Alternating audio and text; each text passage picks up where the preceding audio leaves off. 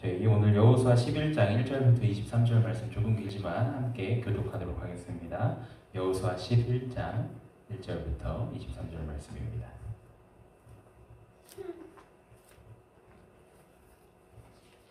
여호수아 11장 1절부터 23절 말씀 저희 함께 교독하도록 하겠습니다. 하솔왕 야빈이 이 소식을 듣고 마돈 왕 요밥과 시므론 왕과 악삭 왕과 북쪽 산지와 기네온 남쪽 아라바와 성지와 서쪽 의 높은 곳에 있는 왕들과 동쪽과 서쪽의 가나안 족속과 아모리 족속과 헷 족속과 브리스 족속과 산지의 여부스 족속과 미스바 땅 헤르몬산 아래 히위 족속에게 사람을 보내매 그들이 그 모든 굴들을 거느리고 나왔으니 백성이 많아 해변에 수많은 모래 같고 말과 병고도 심히 많았으며 이 왕들이 모두 모여 나와서 이스라엘과 싸우려고 메론 물가에 함께 진쳤더라. 여호와께서 여호수아에게 이르시되 그들로 말미암아 두려워하지 말라. 내일 이맘때에 내가 그들을 이스라엘 앞에 넘겨주어 몰살시키리니 너는 그들의 말 깃발에 힘줄을 끊고 그들의 병거를 불사르라 하시니라. 이 여호수아가 모든 군사와 함께 메론 물가로 가서 갑자기 습격할 때에 여호와께서 그들을 이스라엘의 손에 넘겨주셨기 때문에 그들을 격파하고 큰 시돈과 미스르본 아인까지 추격하고 동쪽으로는 미스바 골짜기까지 추격하여 한 사람도 남기지 아니하고 쳐 죽이고 여호수아가 여호와께서 자기에게 명령하신 대로 행하여 그들의 말 뒷발의 힘줄을 끊고 그들의 병거를 불로 살랐더라. 하솔은 본래 그 모든 나라의 머리였더니 그때에 여호수아가 돌아와서 하솔을 취하고 그 왕을 칼날로 쳐 죽이고 그 가운데 모든 사람을 칼날로 쳐서 진멸하여 호흡이 있는 자는 하나도 남기지 아니하였고 또 하솔을 불로 살랐고 여호수아가 그 왕들의 모든 성읍과 그 모든 왕을 붙잡아 칼날로 쳐서 진멸하여 바쳤으니 여호와의 종 모세가 명령한 것과 같이 하였으되 여호수아가 하솔만 불살랐고 산 위에 세운 성읍들은 이스라엘이 불사되지 아니하였으며 이 성읍들의 모든 재물과 가축은 이스라엘 자손들이 탈취하고 모든 사람은 칼날로 쳐서 멸하여 호흡이 있는 자는 하나도 남기지 아니하였으니 여호와께서 그의 종 모세에게 명령하신 것을 모세는 여호수아에게 명령하였고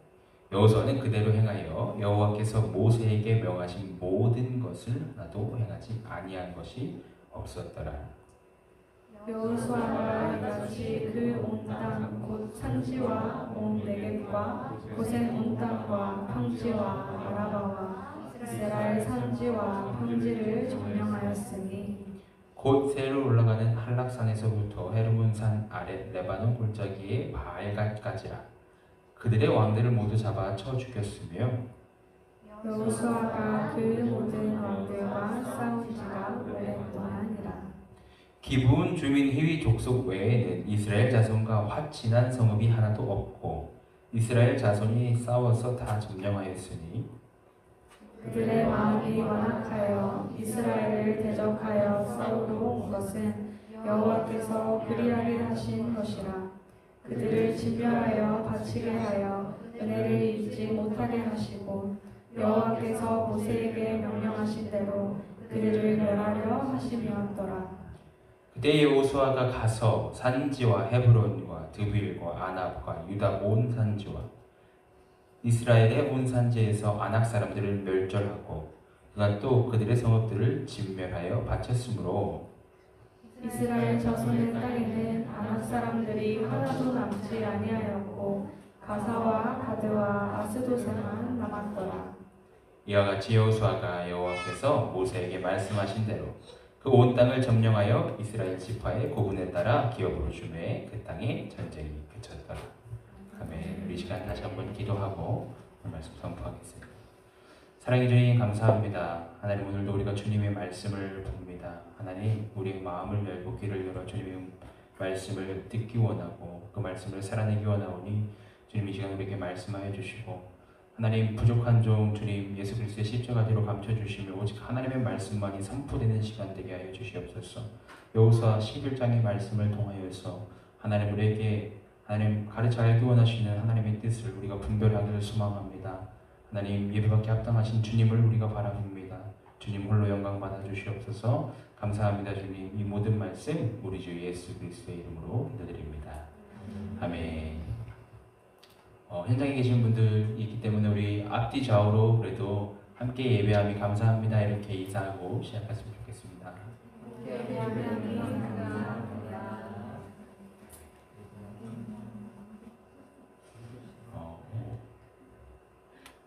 여러분 한 주도 잘 지내셨나요?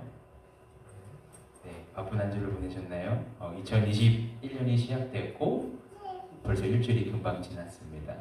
여러분 혹시 지난 송구영신 예배 때 혹은 지난 주일 예배 말씀을 들으면서 주님 앞에 다짐하고 계획하셨던 것들이 있으신가요? 저는 송구영신 예배 때 선포된 누가복음 16장 말씀과 주일에 선포된 전도서 12장 말씀을 통해서 정말 내가 이 땅의 것들에 나의 시선을 빼앗기지 않고 영원한 것을 바라보고 창조주 하나님을 기억하는 그러한 삶을 살아가야겠다고 다짐하는 2021년에 계획을 세웠습니다. 여러분은 어떠신가요? 혹시나 오늘 예배 가운데 아직 2021년도가 8일이나 지났지만 계획을 세우지 못하신 분들께서 계시다면 오늘 선포되는 말씀 가운데 하나님의 뜻을 분별하여 주님의 말씀을 살아내는 2021년 한 해가 될 수 있기를 주님의 이름으로 축복합니다. 제가 오랜만에 다시 여호수아 말씀으로 돌아왔습니다. 거의 한 달 만에 돌아왔는데요. 지난 시간 우리는 여호수아 10장에 기록된 이스라엘과 가나안 남부 연합군의 전쟁을 통해 두 가지를 주목해 봤는데요. 여호와께서 이스라엘을 위하여 싸우셨습니다 라는 말씀의 제목으로 저희가 여호수아 10장 말씀을 살펴보았습니다. 그리고 저희가 기억하고자 했던 그 두 가지는 무엇이었냐면 첫째, 세상은 하나님과 그분의 백성을 대적한다 이랬습니다. 여호수아 10장에서요 가나안 남부 지역을 차지하고 있던 아모리족 속의 5 왕들이 아도니세덱 왕을 중심으로 구심점으로 모여서 기브온을 공격하는 모습을 통해서 우리가 기억하고자 했던 것은 바로 하나님의 백성된 자들은 우리가 영적 전쟁 가운데 살아가고 있음을 인지해야 한다는 것이었습니다. 어쩌면 여호수아 말씀, 이 말씀이 지금 오늘을 살아가고 있는 나에게는 너무나도 동떨어진 말씀처럼 그러한 이야기처럼 보여질 수도 있지만 우리는 여호수아 10장 말씀을 통해서 나는 지금 하나님 나라의 영적 군사로서 영적 전쟁에 참여하고 있음을 인지하며 살아가야 된다라는 것을 나눴던 것이 첫 번째고요. 두 번째는요. 하지만 하나님께서 싸우신다는 것이었습니다. 여호수아 10장에서요. 이스라엘 군대가 이 가나안의 남부 연합군과 전쟁을 치르는 것을 이 여호수아의 기자는 여호와께서 이스라엘을 위하여 싸우셨다라고 기록하고 있었습니다. 그렇습니다. 하나님은요 우리를 이 영적 전쟁 가운데 그냥 버려두시는 분이 아니라 자신의 백성들을 위하여 싸우시는 분이라는 것을 우리가 기억하고자 했습니다. 더 나아가 우리는 하나님께서 그분의 백성들을 위해서 싸우실 때 하나님의 방법이 우리의 생각을 초월한다는 것을 기억해야 한다고 했습니다. 그리고 내가 우주 만물보다 더 크신 하나님을 자꾸 내 생각 안에 구겨넣고 있지는 않은가라는 나의 모습을, 나의 삶을, 나의 믿음을 점검해 봐야 된다고 나눴던 것이 여호수아 10장의 말씀이었습니다. 그리고 이어지는 오늘 본문 11장 말씀은요. 이스라엘 백성들이 가나안 북부 지역의 연합군과 메론 물가에서 전투를 벌이는 장면이 기록되고 있습니다. 지도를 한 장 준비했는데요. 저희 지도를 같이 보면요. 여기 지도에서 잘 안 보이실 수 있지만 현장에서 계신 분들 보이실 것 같아요. 여기 갈릴리라고 써 있는 곳이 북쪽이라고 이해하시면 됩니다. 그래서 오늘 화면에 잘 안 나오나요? 여기 갈릴리, 이쪽이 갈릴리입니다. 어쨌든 이쪽이 갈릴리인데 여기 북쪽이라고 생각하시면 되고요. 오늘 1절부터 5절까지의 말씀은요. 이 갈릴리보다 조금 더 위에 있는 이 메롬이라는 지역, 이 메롬이라는 지역이 추측되는 지역인데 메롬 물가에 이 가나안의 북부 지역의 왕들이 모이는 장면이 기록되고 있습니다. 그래서 1절 말씀을 보면 하솔왕 야빈이요 이 소식을 듣고라고 말씀이 시작되고 있는데 가나안 북부 지역에서 가장 강력한 힘을 가지고 있던 도시가 하솔이고 그곳의 왕인 야빈이 가나안 남부 지역의 연합군이 여호수아가 이끄는 이스라엘 군대에 패배했다는 소식을 듣고 다급한 마음으로 이제 가나안 북부 지역의 연합을 구축합니다. 그래서 하솔 왕 야빈이요 구심점이 돼서요. 아돈, 시므론, 악사, 북쪽 산지와 긴네롯 남쪽, 아라바 평지와 서쪽 도렛 왕의 가나안, 아모리, 헷, 브리스, 여부스 족속, 그리고 헤르몬산 아래 히 족속까지 정말 어마어마한 연합군을 구성하게 됩니다. 그래서 아까 지도에 보시면 그냥 안 띄워주셔도 되고요. 그 갈릴리 지역이라고 했던 그 전 지역이 지금 연합했다고 보시면 됩니다. 그래서 본문 4절 말씀을 보면 어떻게 기록하고 있냐면요. 그들이 그 모든 군대를 거느리고 나왔으니 백성이 많아 해변에 수많은 모래 같고 말과 병거도 심히 많았으며 라고 말하고 있습니다. 남부 연합군은요 고작 그들도 강력한 연합이었다고 얘기할 수 있지만 고작 5 왕의 연합이었다면요 북부 연합군은 정말 엄청난 숫자로 연합된 군사력을 가지고 있는 연합군이었습니다. 하지만 본문 6절 말씀에서 하나님께서는요 여호수아에게 두려워하지 말라고 말씀하시면서 하나님이 도우심을 약속하시고 또한 가나안 족속 북부 연합군과 전쟁에서 이스라엘 백성들이 승리할 것을 말씀하십니다. 그리고 여호수아와 이스라엘 백성은 하나님의 말씀에 순종하여서 이 수많은 북부 연합군과 전투를 벌이고 그 전쟁에서 승리하는 것이 나타납니다. 여기까지가 본문 1절부터 15절의 말씀의 그 내용이라면 본문 16절부터 23절의 말씀은요. 이스라엘이 가나안 정복 전쟁을 요약하고 있는 말씀이라고 생각하시면 됩니다. 16절부터 23절은 이스라엘이 가나안 땅을 차지한 것을 조금 더 요약해서 기록해놓은 내용인데요.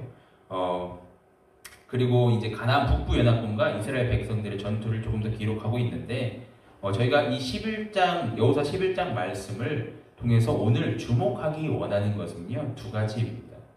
첫 번째는요 그 땅에 전쟁이 그쳤다고요. 두 번째는 끊어내야 하는 것들이 있다는 것입니다. 오늘 제목도요 그 땅의 전쟁이 그쳤더라인데요. 저희가 첫 번째 기억하길 원하는 것은 그 땅의 전쟁이 그쳤다. 그리고 두 번째는 끊어내야 하는 것이 있다입니다. 오늘 여호수아 11장 말씀을 통해서 우리에게 말씀하기 원하시는 하나님을 우리가 바라보며 오직 하나님의 뜻을 붙잡고 살아내는 저희 사랑하는 성도님들 한 분 한 분 되시기를 주님의 이름으로 다시 한번 축복합니다. 첫 번째입니다. 우리가 본문 말씀을 통해서 첫 번째로 주목하고자 하는 것, 그것은 바로 이스라엘 백성들이 가나안 정복 전쟁을 마쳤다라고 선포하고 있는 말씀의 기록입니다. 그렇습니다. 이스라엘은요 대략 7년 동안 이 가나안 땅을 정복하는 전쟁을 치렀습니다. 그리고 오늘 본문의 마지막 절이 본문 23절에서 이렇게 기록되어 있죠. 이와 같이 여호수아가 여호와께서 모세에게 말씀하신 대로 그 온 땅을 점령하여 이스라엘 지파의 구분에 따라 기업으로 주매. 그리고 마지막 그 땅에 전쟁이 그쳤더라 라고 선포합니다. 그런데 이미 여호수아 말씀을 읽어보신 분들께서는요 이 23절 말씀 가운데 궁금증이 생기실 수 있습니다. 왜냐하면 이스라엘 백성들이 가나안 땅을 분배하는 장면이 등장하는 여호수아 13장 1절 말씀이 이렇게 시작하기 때문입니다.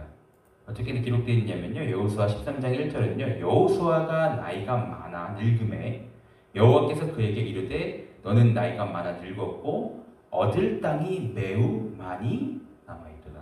뭐라고요? 얻을 땅이 매우 많이 남아있도다. 물론 성경을 이렇게 그냥 읽다 보면요, 그냥 그런가 보다라고 넘어갈 수 있는 포인트이기도 합니다. 하지만 우리는 오늘 본문 23절에서 그 땅의 전쟁이 그쳤다라는 이 선포를 집중해서 조금 살펴보고자 합니다. 분명 아직 이스라엘 백성들은요, 정복해야 하는 땅들이 남아 있었습니다. 그럼에도 불구하고 도대체 왜 여호수아의 기자는 그 땅의 전쟁이 그쳤다고 선포하고 있을까요? 물론 그 이유를 우리가 다양한 이유로 설명할 수 있겠지만 그 땅의 전쟁이 그쳤다라는 말씀 가운데 오늘 제가 함께 예배드리는 우리 성도님들과 나누고자 하는 것은 두 가지인데요. 첫 번째는 이미 승리한 전쟁이지만 끝나지 않은 싸움이다. 이미 승리한 전쟁이지만 끝나지 않은 싸움이다라는 것이고, 두 번째는 하나님의 백성들이 살아감으로 그 땅의 전쟁이 그쳤다입니다. 첫째, 이미 승리한 전쟁이지만 끝나지 않은 싸움.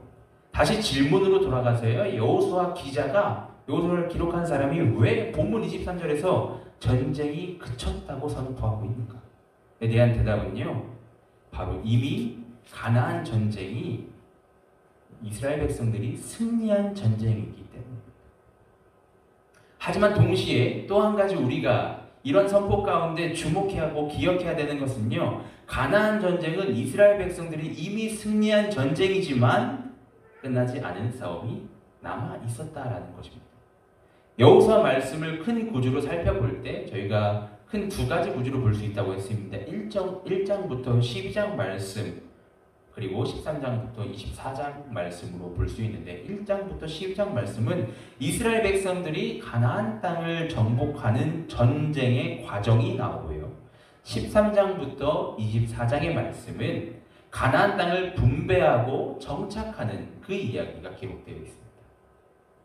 따라서 11장 23절에서 그 땅의 전쟁이 그쳤다라는 기록은요, 앞으로 이 여호수아 후반부에 이스라엘 지파들이 가나안 땅을 분배하는 이야기가 나올 것임을 보여주기 위함이라고 이해할 수도 있습니다. 하지만 여호수아를 기록한 자는요, 단순히 13장에서 시작되는 가나안 땅의 분배 이야기와의 연결성만을 위해서 지금 전쟁이 그쳤다고 이야기하는 것은 아닐 것입니다. 여호수아의 기자가 본문 23절에서 그 땅의 전쟁이 그쳤다라고 기록하고 있는 이유는요, 이스라엘 백성이 가나안 땅을 정복하는 과정은 아직 남아 있지만 이 전쟁은 하나님께서 이스라엘과 함께 하시며 인도하심에 따라 이미 승리한 전쟁이라는 것을 강조하고자 했기 때문입니다. 이게 도대체 무슨 말입니까? 우리가 이 사실을 이해함에 있어서 이스라엘 백성들이 약속의 땅인 가나안을 차지하는데 대략 다음의 세 단계의 과정을 거치고 있다는 것을 기억할 필요가 있습니다. 성경에 등장하는 이 이스라엘의 가나안 정복 과정은요, 이렇게 나와 있습니다. 1단계, 가나안의 주요 거점을 장악하는 것. 2단계, 각 지파별 땅을 분배하는 것. 그리고 마지막 3단계, 땅을 분배받은 각 지파가 자기 지역 내에 가나안 세력을 완전히 소탕하고 그 땅에 성공적으로 정착하는 것입니다.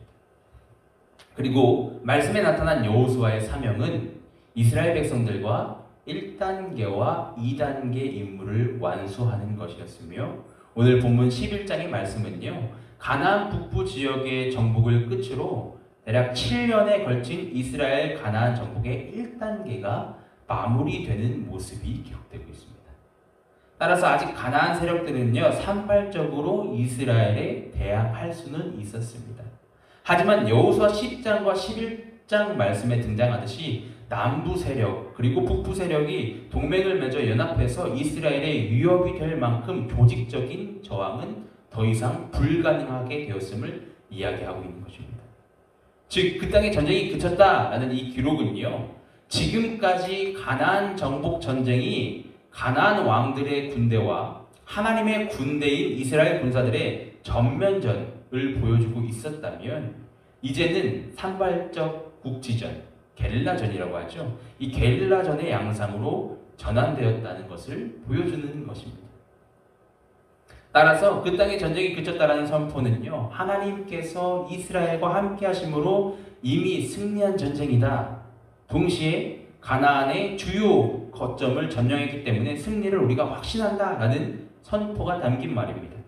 하지만 동시에 우리는요, 아직 끝나지 않은 싸움이 남아있음을 기억해야 한다는 것입니다. 그렇습니다. 이스라엘 백성들은요, 이미 이 전쟁에서 승리했지만 그 땅에 남아있는 가나안 족속들을 완전히 몰아내고 정착하기까지는 아직 싸워야 할 싸움이 남아있었습니다.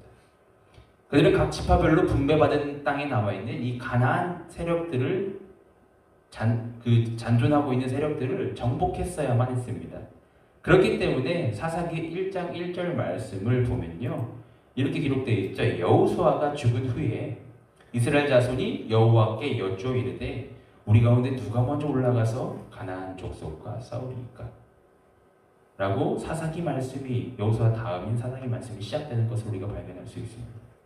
그렇기 때문에 우리는 이러한 이스라엘 백성의 모습을 통해서 우리가 이미 승리한 전쟁을 싸우고 있음을 기억함과 동시에 아직 우리의 싸움은 끝나지 않았다는 그 사실도 놓치지 말아야 하는 것입니다.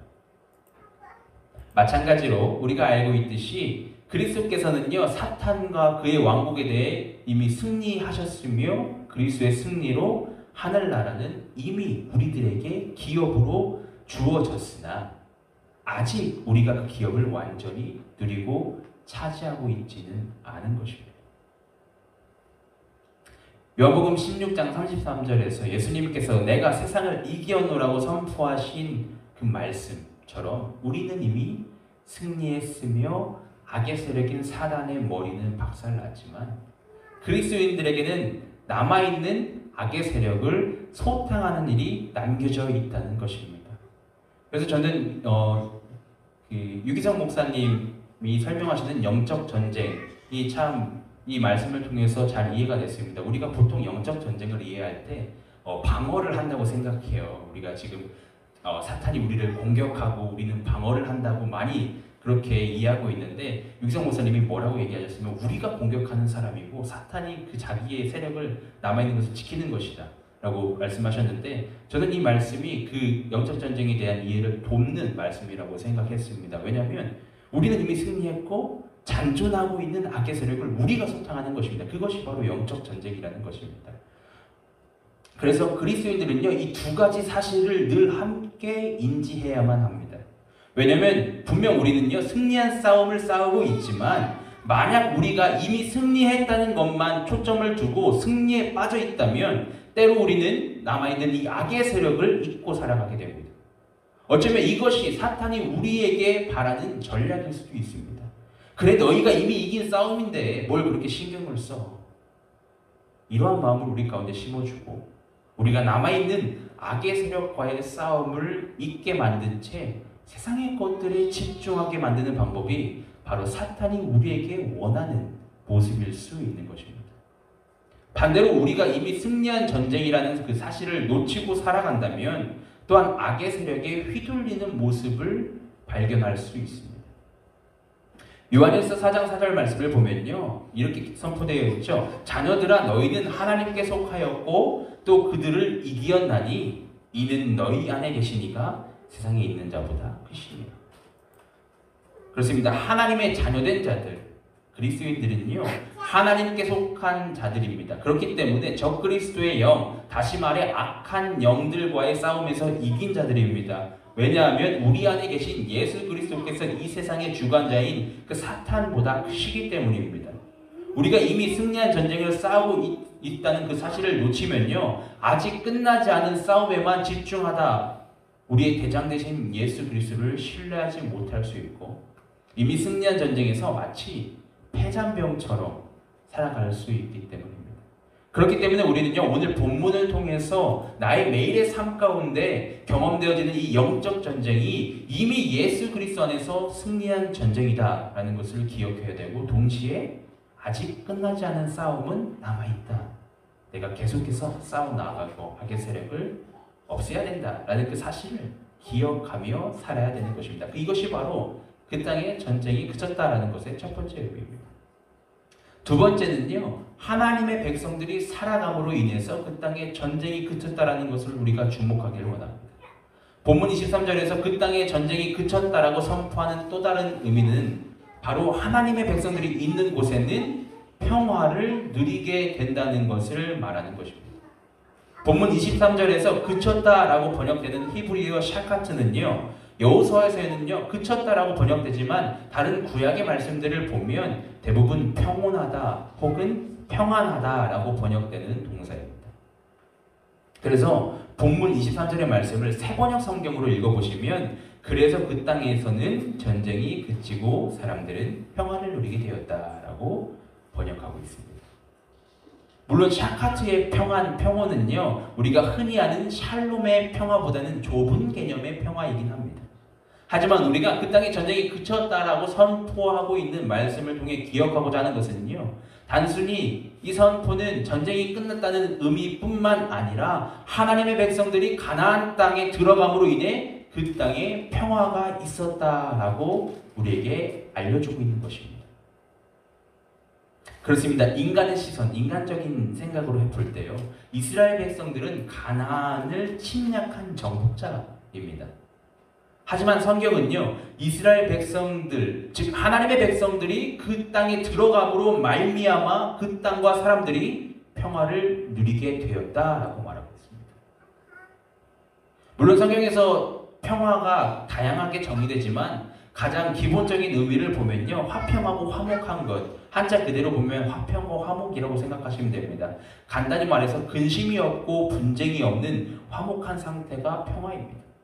그런데 중요한 것은 성경이 말하는 평화는 하나님과의 바른 관계가 전제될 때만 가능합니다.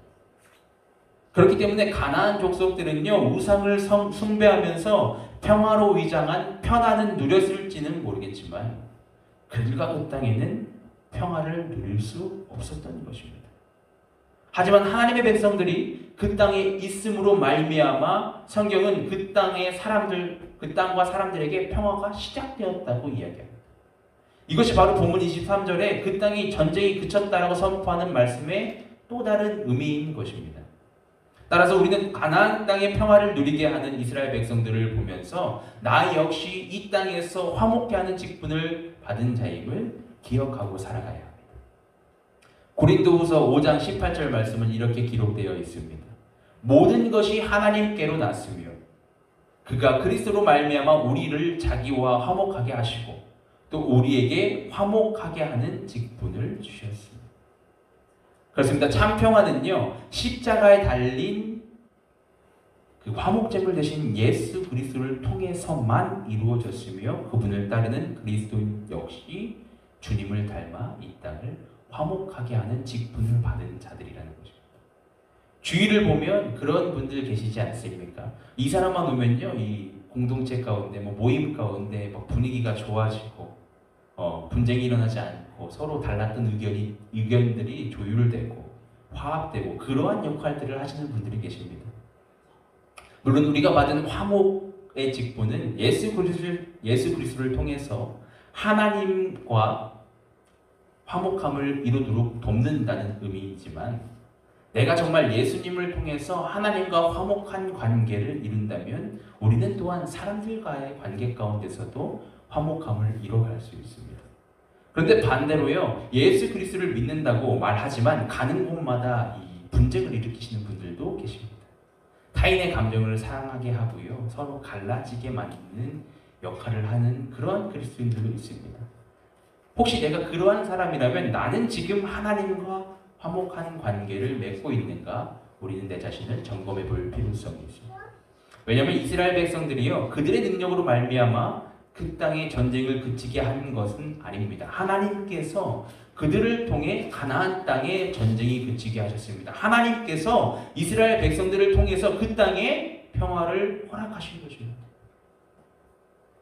본문 말씀을 통해서 우리가 알 수 있듯이 하나님께서는 그분의 백성들을 통해 그들이 머무는 땅에 전쟁이 그치게 하십니다. 그들이 머무는 땅에 평화가 깃들게 하십니다. 또한 그분의 백성들에게 화목의 직분을 감당하기를 원하십니다. 사랑하는 성도 여러분, 오늘 선포되는 말씀을 통해 우리의 믿음을 점검해 보길 원합니다. 그 땅에 전쟁이 그쳤다는 것은요, 단순히 전쟁이 종료되었다는 것만을 말하는 것이 아니라 그리스도인들은 이미 승리한 전쟁이지만 끝나지 않은 싸움을 싸우고 있음을 기억해야 한다는 것이고, 더 나아가 그리스도인들은 그들이 있는 곳에서 평화를 전하는 이 화목의 직분을 감당하는 자들이라는 사실을 기억하며 우리의 삶의 현장 가운데, 매일의 삶 가운데 우리가 이 말씀을 붙잡고 살아갈 수 있기를 주님의 이름으로 축복합니다. 두 번째로 우리가 본문 말씀을 통해서 기억하기 원하는 것은 무엇이냐면, 바로 하나님의 백성들에게는 끊어내야 하는 것들이 있다는 것입니다. 과연 하나님의 백성들이 끊어내야 하는 것들, 오늘 본문에서 등장하는 끊어내야 하는 것들은 어떤 것일까요? 오늘 말씀 가운데 우리가 발견할 수 있는 첫 번째 우리가 끊어내야 되는 것들은, 하나님의 백성들은 세상의 방법을 끊어내야 한다는 것입니다. 그리고 두 번째, 두려움의 대상을 끊어내야 합니다. 그렇습니다. 하나님의 백성들은요, 세상의 방법을 끊어야 합니다. 말씀을 시작하면서 살펴보았지만 본문 4절과 5절 말씀을 보면요, 가나안 북부 연합군은 이스라엘 백성들과 싸우기 위해서 이 메록 물가에 진을 쳤습니다. 그리고 그러한 그들의 모습을 본문 4절에서는요, 해변에 수많은 모래 같고 말과 병거도 심이 많다라고 기록하고 있습니다. 하지만 본문 6절 말씀에서 하나님께서는 여호수아를 찾아오셔서 또다시 두려워하지 말라고 말씀하시면서 전쟁의 승리를 약속해 주시죠. 그러면서 여호와 하나님께서는요, 이 여호수아에게 한 가지 더 명령, 추가적인 명령을 나타내신 장면이, 말씀하신 장면이 본문 6절에 나와 있습니다. 본문 6절 말씀 보겠습니다. 여호와께서 여호수아에게 이르시되 그들로 말미암아 두려워하지 말라. 내일 이맘때에 내가 그들을 이스라엘 앞에 넘겨주어 몰살시키리니 너는 그들의 말 뒷발의 힘줄을 끊고 그들의 병거를 불사르라 하시니라. 하나님께서는요, 여호수아에게 가나안 군사들의 말 뒷발의 힘줄을 끊고 불로 그 병거를 사르라고 명령하셨습니다. 하나님께서는 도대체 왜 이러한 명령을 여호수아에게 하신 것일까요? 고대 근동시대를 우리가 조금 바라보면 고대 근동시대에서 말과 병거, 전차는요, 전쟁의 기동성을 위한 물품으로 군사력의 핵심적인 요인 중에 하나였습니다. 즉 전쟁에 있어서 가장 강력한 무기가 바로 말과 병거이었습니다. 요즘 시대로 말하면 저희 육군에서 쓰는 K511 같은 60 트럭이나 혹은 장갑차 같은 역할을 하는 것이 당시의 말과 병거이었습니다. 그렇기 때문에 전쟁에서 얼마나 많은 말과 병거, 전차를 소유하고 있는가가 곧 그 군대의 군사 전력을 나타내는 중요한 기준이었으며 동시에 전쟁의 승패를 가를 수 있는 핵심 중에 하나였습니다. 그런데 하나님께서는요, 지금 여호수아에게 전쟁에서 승리한 후에 얻게 될 그 말들의 뒷발의 힘줄을 끊고 병거를 불살라 없애라고 말씀하고 계신 것입니다. 왜냐하면 하나님께서는요, 이스라엘 백성들이 말을 소유하고 병거를 소유하게 된다면 앞으로 하나님이 아닌 말과 병거를 의지하게 될 것임을 이미 알고 계셨기 때문입니다. 따라서 이러한 이스라엘 백성들의 연약함을 아셨던 하나님께서는요, 혹시 그들이 세상의 방법에 마음을 빼앗기고 하나님을 외면하는 죄를 범치 않도록 미리 그 죄의 시작을 끊어내라고 말씀하고 계십니다. 그래서 성경의 원어를 살펴보면요, 끊고라고 번역되는 의미는요, 뿌리를 뽑다 라는 의미고요, 불사르라는 의미도 역시 그냥 단지 태우라는 게 아니라 완전히 태워 없애다 라는 의미를 말합니다.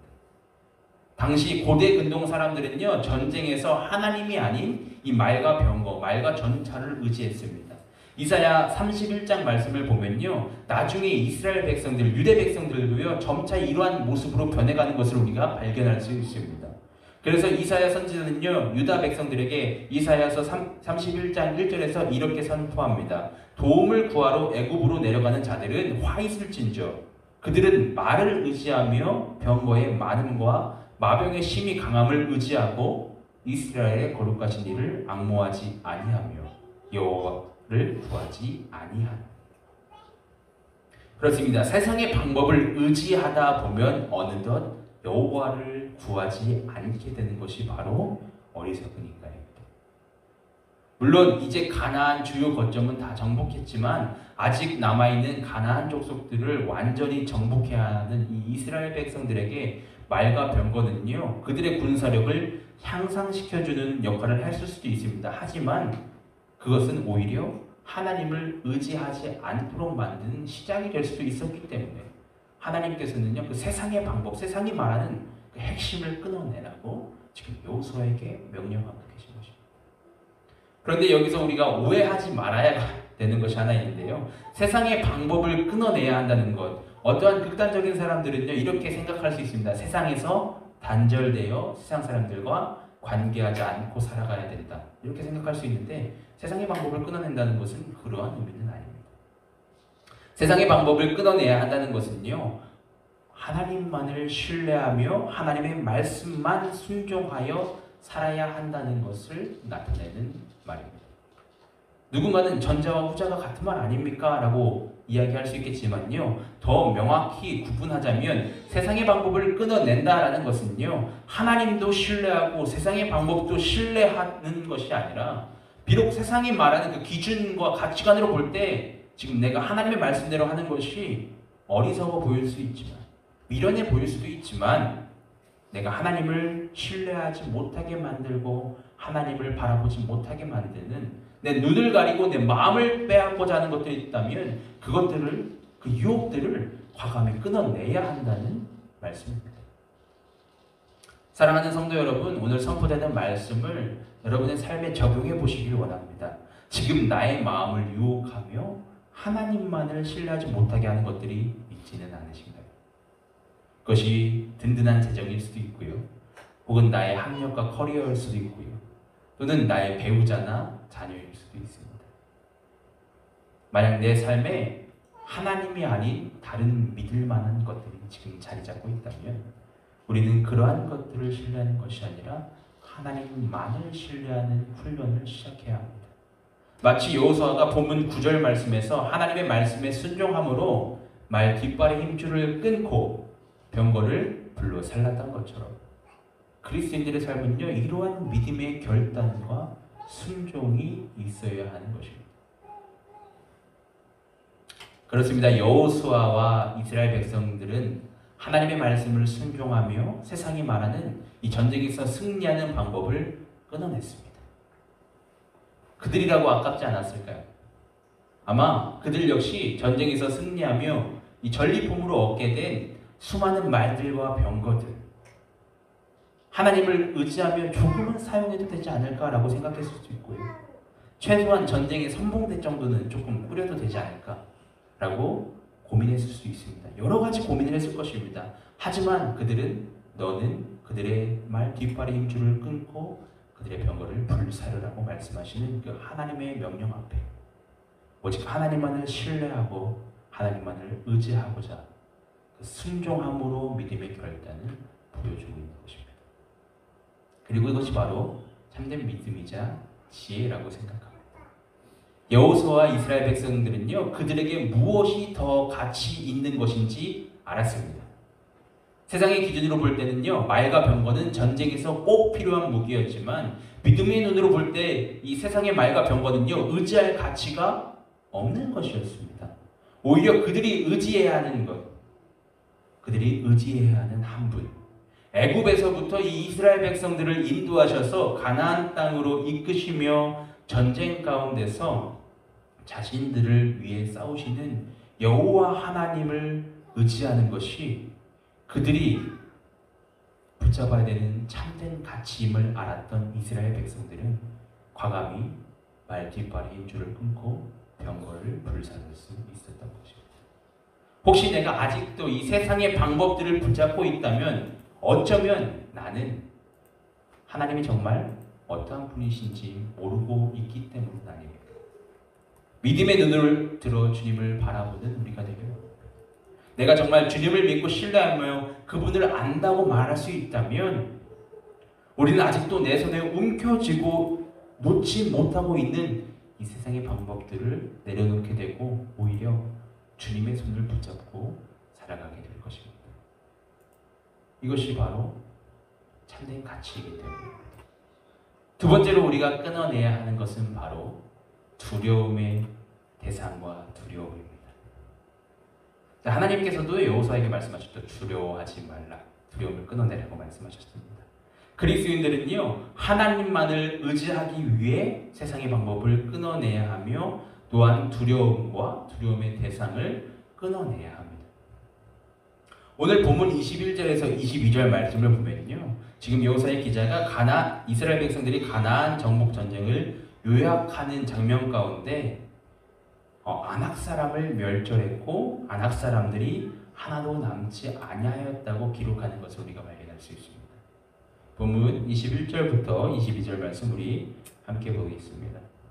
그럼 졸리실 수 있으니까 함께 한 목소리로 21절, 22절 말씀 읽어보도록 하겠습니다. 시작. 그때에 여호수아가 가서 산지와 헤브론과 드빌과 아낙과 유다 온 산지와 이스라엘의 온 산지에서 아낙 사람들을 멸절하고 그가 또 그들의 성읍들을 진멸하여 바쳤으므로 이스라엘 자손의 땅에는 아낙 사람들이 하나도 남지 아니하였고 가사와 가드와 아스도르만 남았더라.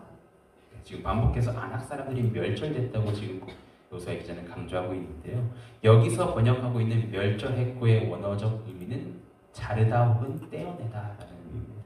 여호수아의 기자는요, 이스라엘 백성들이 가나안을 정복하는 그 마지막 모습을 그들이 두려워했던 이 아낙 자손을 멸절시키는 모습으로 우리에게 지금 이야기하고 있습니다. 그렇습니다. 아낙 자손들은요, 이스라엘 백성들이 가나안 땅에 들어오지 못하고 스스로 좌절하게 만드는 그 두려움의 대상이었습니다. 민수기 13장을 보면요, 모세가 바란 광야에서 12명의 정탐꾼을 가나안 땅으로 보냈을 때 가나안 땅의 정탐을 마치고 돌아온 정탐꾼 중에서 여호수아와 갈렙을 제외한 나머지 10명 정탐꾼은요, 아낙 자손들을 보고 두려움에 떨었습니다. 그래서 민수기 13장 33절 말씀에서는요, 이렇게 기록되어 있죠. 거기서 네피림 후손인 아낙 자손의 거인들을 보았나니 우리는 스스로 보기에도 메뚜기 같은, 그들이 보기에도 그와 같을 것입니다. 이렇게 말하면서 자신들을 메뚜기 같다고 표현하고 있습니다. 그 결과 이스라엘 백성들은요, 아낙 자손을 향한 두려움으로 인해서 가나안으로 올라가지 못하고 오히려 40년간 광야에서 떠드는 시간을 보내게 됩니다. 독일의 신학자 디트리히트 보네퍼는요, 교회가 세상의 소망을 말할 수 있을까라는 책에서 두려움에 대해서 이렇게 이야기를 합니다. 두려움은 악의 그물입니다. 악은 처음부터 우리에게 두려움을 심어 혼란에 빠뜨리고 그 다음에는 두려움에 복종하게 만듭니다. 그렇습니다. 보네퍼의 말처럼 세상은 자꾸 우리를 두렵게 만들고 염려하게 만듭니다. 그리고 그 두려움으로 인해 생각이 꼬리를 물고 혼란스러운 이 마음을 틈타서 어느덧 두려움에 우리를 복종하게 합니다. 우리가 하나님을 바라보지 못하고 세상의 시선을 뺏고 마음을 빼앗길 때 나타나는 것이 바로 두려움인 것입니다. 하지만 이스라엘 백성들은요, 하나님과 함께함으로 그 두려움을 끊어내는 모습을 오늘 본문 말씀에서 보여주고 있습니다. 우리는 이 사실을 기억해야만 합니다. 가나안 땅을 정탐한 후에 40여 년간 광야 생활을 했지만 만약 그들이 여전히 두려움에 사로잡혀 있었다면 그들은 결코 이 가나안 땅을 정복하지 못했을 것입니다. 하지만요, 그들이 하나님의 말씀에 순종하고 하나님을 신뢰하여 가나안 땅에서 전쟁을 치르고 하나님의 함께 하심을 살아내는 결과는 바로 아낙 자손이라는 그들의 두려움의 대상을 제거하는 것으로 나타납니다. 그렇습니다. 디모데후서 1장 7절 말씀에서도 기록되어 있듯이 언어자매님께서도 기도할 때 이 말씀을 이야기하셨는데, 하나님이 우리에게 주신 것은요, 두려워하는 마음이 아니요 오직 능력과 사랑과 절제하는 마음. 하나님께서는요, 오직 능력과 사랑과 절제하는 마음을 우리에게 주셨습니다. 그렇기 때문에 우리는 하나님을 의지했을 때 내 안에 자리 잡고 있는 그 두려움과 두려움의 대상을 끊어낼 수 있으며 오히려 사랑과 절제 가운데 주님의 능력을 이 땅에 선포하는 자들로 살아가게 되는 것입니다. 오늘 본문 말씀에 기록된 이스라엘 백성들의 모습을 통해서 우리는 도대체 지금 무엇을 두려워하고 있으며 내가 하나님과 동행 가운데 그 두려움을 끊어냈는가 돌아보기를 원합니다. 어제 아내와 대화를 하면서 제가 심리학적으로 두려움을 어떻게 설명하냐고 물어봤습니다. 아내가 그냥 간단하게만 얘기했을 때 심리학적으로 봤을 때 두려움이란 이 감정은요, 무언가 위협으로부터 발생하는 감정이라고 말합니다. 그 아내가 말해주는 그 정의 가운데 제가 생각했던 것은 여기서 우리가 기억해야 되는 것, 그리스도인들이 무언가를 위협이라고 느끼며 두려움이 생기는 근본적인 이유라고 느껴지는 것은 바로 나를 위협하는 무언가보다 크고 위대하신 하나님을 온전히 의지하지 못하거나 혹은 하나님을 내가 느끼는 그 위협보다 하찮게 여기고 있기 때문일 것이라고 생각합니다. 마치 이스라엘 백성들이요, 이 바람 광야에서 가나안 땅을 정탐하고 안악자손을 보고 와서 나와 함께 계신 하나님을 생각하지 못하고 그들을 애굽에서 이끌어내시고 수많은 이적을 보여주신 그 하나님을 바라보지 못하고 살아계신 하나님을 의지하지 못하고 이 안악자손을 바라보고 자신들을 비교했던 그런 것처럼, 그런 부족한 모습처럼 우리가 하나님을 온전히 알지 못하기 때문에 나타난 것이 두려움인 것입니다. 반대로 우리가 하나님과 동행한다면, 하나님을 신뢰한다면 우리가 오직 길이요 진리요 생명 되신 주님만을 바라본다면 우리는 우리를 두렵게 하는 것들, 그 두려움과 두려움의 대상을 우리 삶 가운데서 끊어낼 수 있습니다. 나를 위협하는 무언가와 비교할 수도 없는 그 전능하신 주님이 내 아버지 되심을 믿는다면 우리는 오늘도 나를 좌절하게 만드는 그 두려움 가운데 하나님과 동행함으로써 그 두려움을 이겨내고 끊어내는 그러한 삶을 살아가는 그리스도인들이 될 것이라고 확신합니다. 말씀을 정리하겠습니다. 오늘 우리는요, 여호수아 11장을 통해서 두 가지 사실을 주목해 보았습니다. 첫 번째는 그 땅의 전쟁이 그쳤다라는 것이고, 두 번째는 끊어내야 하는 것들이 있다였습니다. 그 땅의 전쟁이 그쳤다.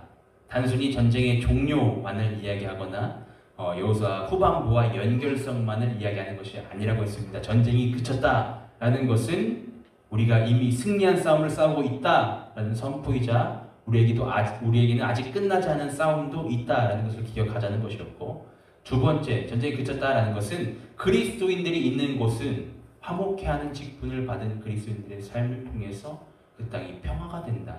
그들이 있는 곳마다 평화가 선포되고 평화가 경험되어진다라는 것을 우리가 기억하고자 했습니다. 두 번째, 우리가 끊어내야 할 것이 있다.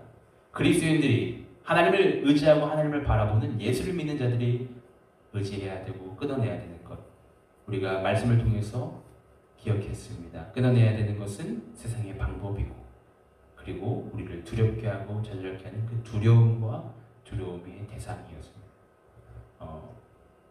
오늘 말씀을 여러분 어떻게 들으셨는지 모르겠습니다. 이 가운데 혹시 나를 두렵게 하는 존재가 있어서 아직도 두려움 가운데 계신 분이 있다면 오늘 그 두려움을 끊어내시는,